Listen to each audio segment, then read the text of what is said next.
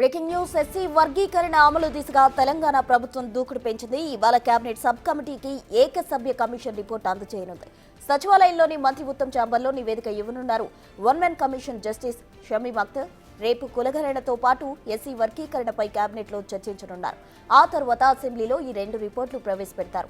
చర్చ తర్వాత సభ ఆమోదం తెలపనుంది. దేశంలోనే ఎస్సీ వర్గీకరణ అమలు చేయబోతున్న తొలి రాష్ట్రంగా తెలంగాణ చరిత్ర సృష్టించనుంది.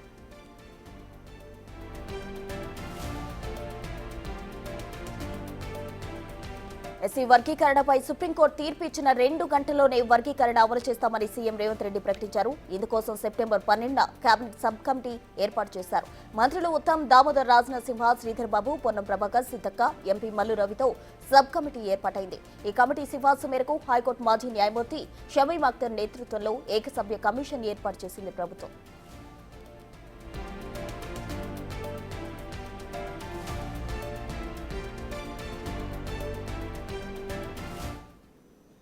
ఎస్సీ వర్గీకరణకు సంబంధించి ఇవాళ కేబినెట్ సబ్ కమిటీ ఏకసభ్య కమిషన్ రిపోర్ట్ అందజేయనుంది. పూర్తి వివరాలు మా ప్రతినిధి హరికృష్ణ అందిస్తారు. హరికృష్ణ, ప్రసన్న, నేడు కేబినెట్ సబ్ కమిటీకు ఎస్సీ వర్గీకరణ వన్ మెన్ కమిషన్ రిపోర్టు అందనుంది. అయితే ఎస్సీ వర్గీకరణకు సంబంధించి సుప్రీంకోర్టు తీర్పు ఇవ్వగానే 2 గంటల్లో అసెంబ్లీ సాక్షిగా ముఖ్యమంత్రి రేవంత్ రెడ్డి ఎస్సీ వర్గీకరణను రాష్ట్రంలో అమలు చేస్తామంటూ కూడా ప్రకటన చేయడం జరిగింది. ఇందుకు ఎస్సీ వర్గీకరణ దేశంలోనే మొదటి రాష్ట్రంగా అమలు చేస్తున్న మొదటి రాష్ట్రంగా తెలంగాణ ఉండబోతుంది. ఎస్సీ వర్గీకరణకు సంబంధించి ఎట్లా ముందుకెళ్లాలని చెప్పేసి ప్రభుత్వం కేబినెట్ సబ్ కమిటీ ఏర్పాటు చేయడం జరిగింది. మంత్రి ఉత్తమ్ కుమార్ రెడ్డి చైర్మన్గా, దామోదర్ రాజనరసింహ కో చైర్మన్గా 6 సభ్యులతో కూడిన సబ్ కమిటీ ఏర్పాటు చేయడం జరిగింది. ఈ సబ్ కమిటీ సూచన మేరకు కమిషన్ ఏర్పాటు చేయడం జరిగింది. Commission retired justice Shamim Akhtar నేతృత్వంలో అయితే ఈ కమిషన్ ఏర్పాటు చేయడం జరిగింది. దాదాపుగా ఈ కమిషన్ 8000 కుల సంఘాల నుంచి అయితే తమ అభ్యంతరాలు ఏవై ఉంటాయో అభ్యర్థులను వినతుల ద్వారా స్వీకరించడం జరిగింది. అంతేకాకుండా పలు నివేదికలను కూడా ఈ కమిషన్ అయితే చదవడం జరిగింది.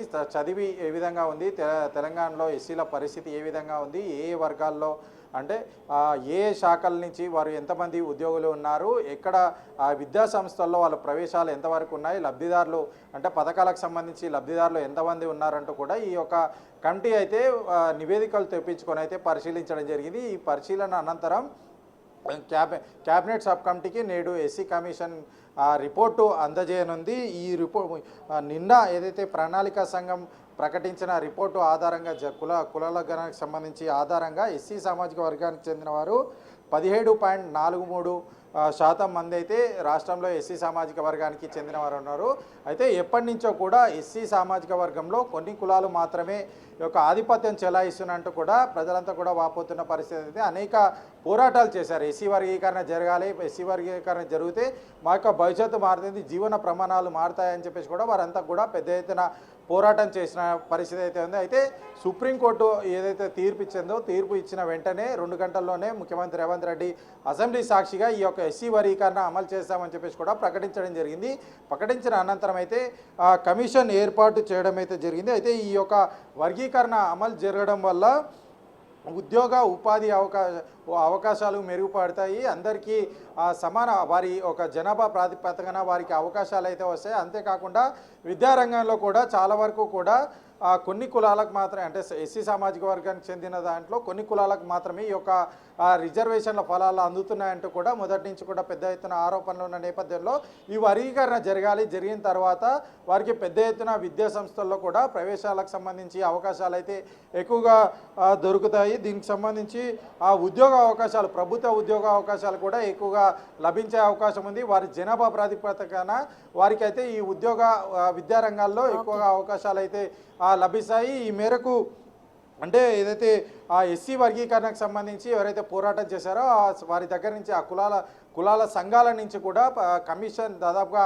8000 వినతి పత్రాలు అయితే అందుకోవడం జరిగింది. అంతేకాకుండా వారి దగ్గర నుంచి కూడా ఏదైతే ఉద్యోగ అక్షరాస్యత ఏ విధంగా ఉంది, జనాభా ఏ విధంగా ఉంది, ఉద్యోగాల్లో మీరు ఎంతమంది ఉన్నారని చెప్పేసి కూడా కమిషన్ మొత్తం కూడా నివేదికలు అయితే సమీకరించి ఈ యొక్క కమిషన్లో అయితే కమిషన్ రిపోర్ట్లో చేర్చడం జరిగింది. కమిషన్ రిపోర్టు తుది దశకు చేరుకుందని చెప్పవచ్చు. ఈ యొక్క రిపోర్టును నేడు షమీమ్ అఖ్తర్ సబ్ కమిటీకి అందజేయనున్నారు. రేపు అసెంబ్లీలో ఈ యొక్క రిపోర్ట్ని అయితే ప్రవేశపెట్టి చర్చించి ఆమోదం తెలపనున్నారు.